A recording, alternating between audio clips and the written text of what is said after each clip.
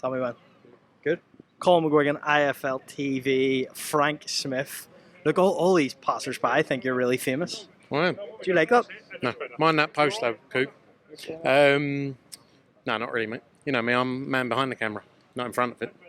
In terms of this fight week, me for an interview. Is this the biggest fight week you've been a part of? It's very, very big. It's very big. I mean, look, we've been involved in, whether it's Joshua Klitschko, Joshua Park, like huge stadium shows and around the world. Canelo, Billy Joe Saunders, but this is huge. This means something as well.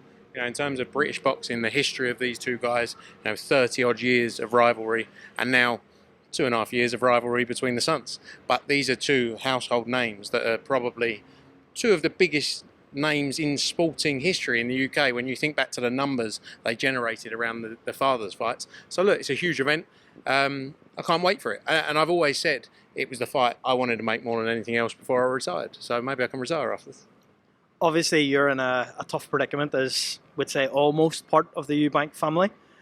How does that change things for you in this fight week? I've always said, I don't get in the ring.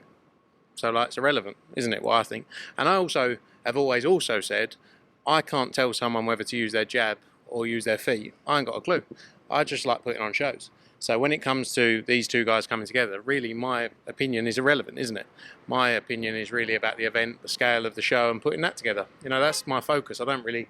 Boxing has never been my forte, area of expertise, the skill of boxing. So I can't make a difference to the two of them. The best man's going to win, aren't they?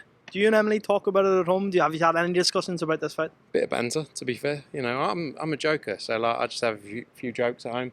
I joked about it on a paddle the other day, but I don't really...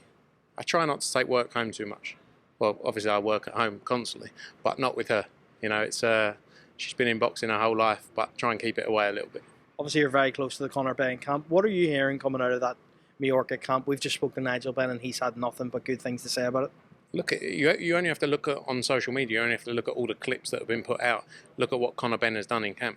Every fight he has, he trains like an animal. It's no different.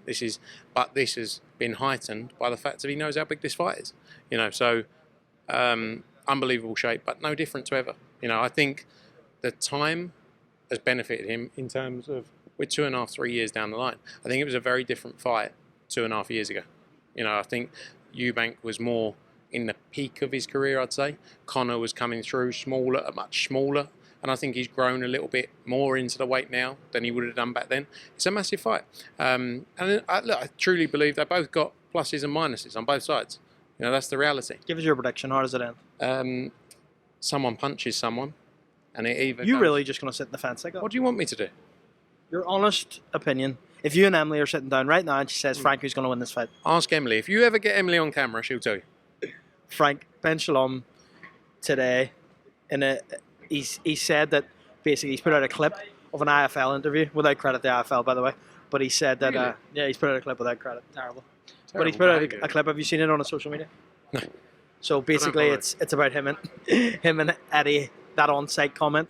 He's put out a bit of banter back and forth. Do you think things will get heated between Ben, Eddie, yourself this week? No, I've just seen him in there. I did say to him it was on site, mainly as humour. What did he reply? And he was wearing his freebie new jacket that he's got. So he's a very shaky geezer, isn't he? He's quite para. I don't like to... Look, I've said my piece over time. I'm not a fighter. I'm a smiley guy. I've never had a fight in my life, Colm, so I'm not going to... It's not on site for me, mate. It's not my kind of terminology. Chris Eubank Jr. in that lie detector test was asked who he think would win between Ben Shalom and Eddie Hearn, and he actually said Ben Shalom, and the lie detector came back and said, no, that's actually a lie. What do you make of them comments? I mean, it's not really a competition, is it? Let's be completely honest. I mean, Eddie Hearn is about 23 stone, and Ben Shalom is about 11 stone, When I asked him about it, he compared himself to David Hay and said Eddie would be like Valuev. Who? What, Ben Shalom did? Yeah. You got to admire his shit banter, really, because that's one of his key strengths. The fact he can make himself like he thinks that's funny.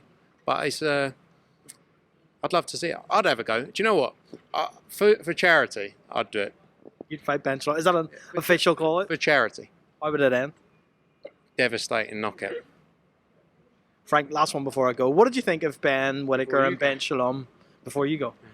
Ben Whittaker and Ben Shalom at the weekend, kind of that back and forth with Team Cameron. What did you make of that? If it had been you on the receiving end, what would you have made of it?